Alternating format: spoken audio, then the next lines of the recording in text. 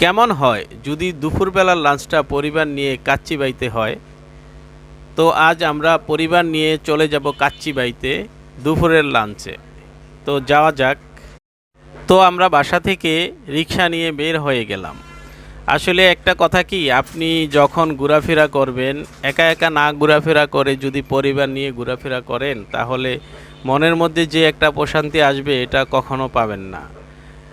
পরিবার মানেই ভালোবাসা, নির্ভরতা আর এক ছাদের নিচে শান্তির খোঁজ। কিন্তু সব পরিবারে সবসময় ভালোবাসা থাকে না।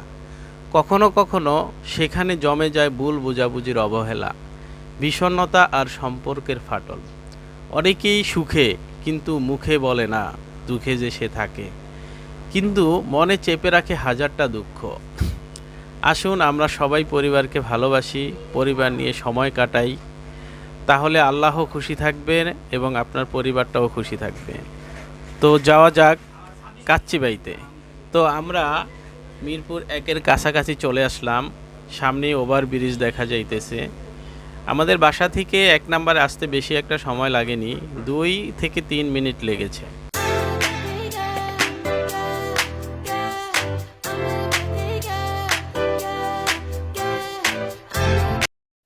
তো আমরা চলে আসলাম সনি হলের কাছে। সনি হলের অপোজিটেই কিন্তু কাচ্চিবাইয়ের মিরপুর ১ ব্রাঞ্চ।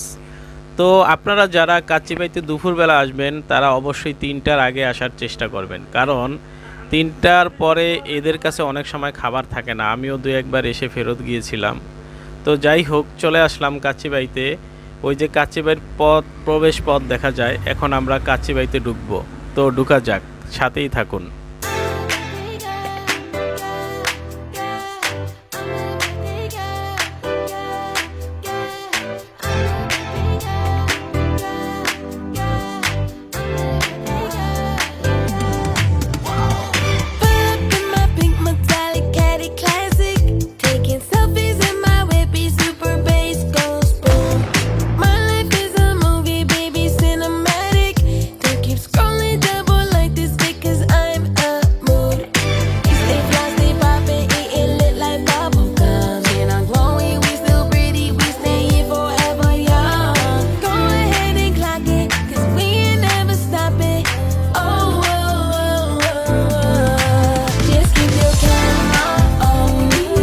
দুপুরে আসার কারণে টেবিল ফাঁকা ছিল না, ফাঁকা থাকলেও ২-১ জন করে বসা ছিল।